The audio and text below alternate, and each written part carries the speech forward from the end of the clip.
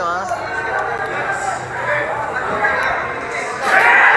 Tumama na naman po ang kanan doon ni Meñano. Yan. Oy! Tataw po si Meñano doon. Game na game pa rin si Espere. Pero tingin ko isang sa ano lang to, isang tama na lang to, ha. Wala na. Wala na. Sabi ko, di ba, isang tama na lang. Katulad no sinabi mo, coach, no, yung lumapag yung kaliwa. Hindi na Panoorin po natin mga idol ang laban po ni Alejandro Meñano versus Kier Clinton Espere. Black, weighing 126 pounds, with a professional records of 8 wins, 10 losses, and 1 bout even. From RFL stable of Surigao, ladies and gentlemen, Kier Clinton Espere.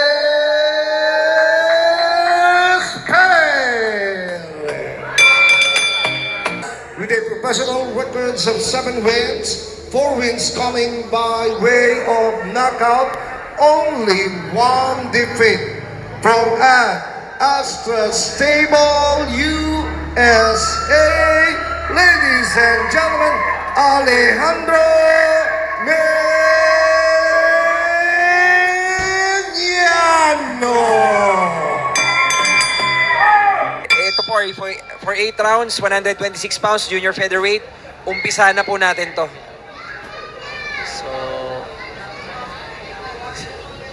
si Meñano po, yung naka-black with the gray na...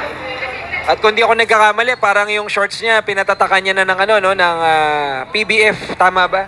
Yes. So, ibig sabihin, baka, oo, nag-ano na rin siya, kiniklaim na rin niya yung victory. Pero dahil nga, ay, sabi ko nga, ang boxing hindi parang basketball yan. Na talagang, siguro, ano niya talaga sa sarili niya yun, na pangkumpiyansa, ganun. Yes.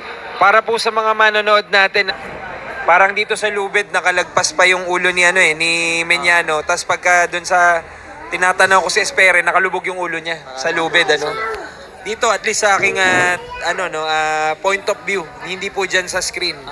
So sa akin po dito sa aking view sa gilid ng ring, napakalaki po nito ni Meñano. Iba kasi yung sa personal kaysa screen Oo, sa medyo TV. iba. Kaya ayan, pag tinignan mo sa screen, mukhang magkasing laki. Kasing laki lang. Oo, pero pag nandito kayo sa personal, malaki po ang diferensya ng height. Pero nagkakapaan po parehas, ha. Dahil We're not... Tsaka talagang nagkakapaan silang dalawa. Gawa nga nung, syempre, championship to. Talagang bihira lang kasing boksingero mabigyan ng championship fight.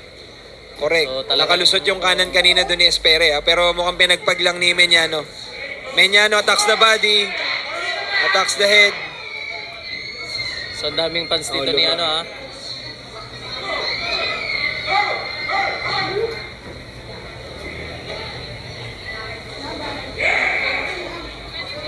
Ayan. So tama yung binabanggit ni coach, talagang talagang excited yung mga fans dito ni Meñano, trying to distract also the other side, yung ating opponent ni Meñano na si Espere. So, medyo mababa yung suntok niya. Oo, kaya medyo umiling. Pero yun, malinis yun, yung patama ni Meñano.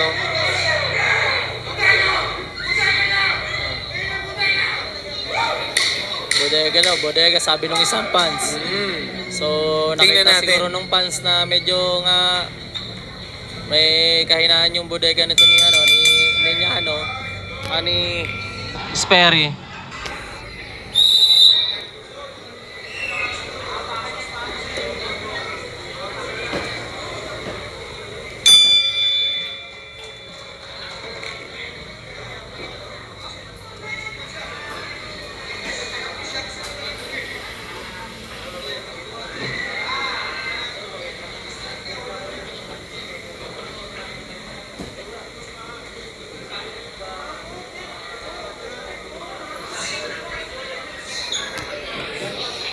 So, ang ganda yung job ni Espere.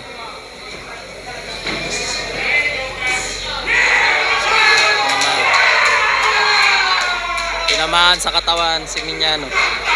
Si Espere. Ni Espere,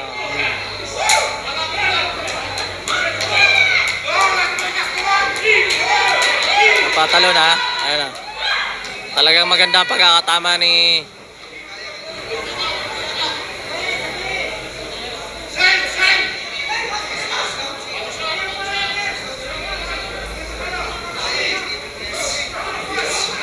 mukhang hindi matatapos tong round na to, ha.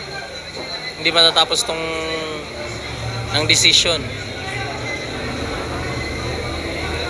Oo, kasi mahaba pa talaga to, coach. Eight rounds Dapat to, 8 rounds to. Oo. So nasa round 2 pa lang tayo, ha. Tumama na naman po ang kanan doon ni Meñano. Yan. Oy! Nataupo si Meñano doon. Wala na, tapos na to. Tapos na. Game pa rin si Espere. Pero tingin ko isang sa ano lang to, isang tama na lang to, ha. Wala na. Wala na. Sabi ko, di ba, isang tama na lang. Katulad no sinabi mo, coach, no, yung lumapag yung kaliwa, Oo. hindi na kinaya talaga ni Espere.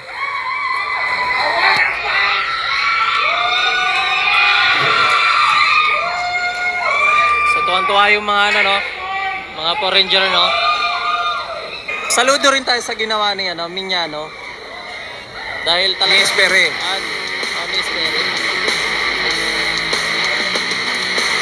Saludo din tayo sa ginawa. Kasi ang daming beses rin na natamaan na siya, pero he still tried to to get up, tsaka bumawi. Pero yun nga lang, talagang si Meñano was too much for Espere. Ang nabigyan talaga siya ng Yes, ng so maganda-gandang patama.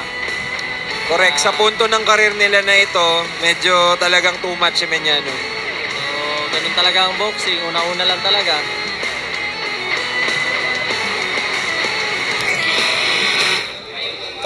Meñano. Ladies and gentlemen, your official time, 1 minute and 53 seconds of round number 2.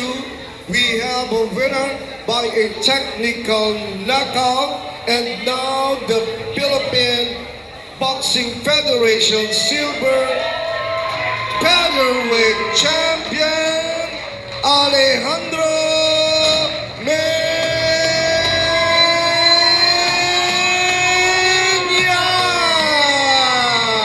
Meñano.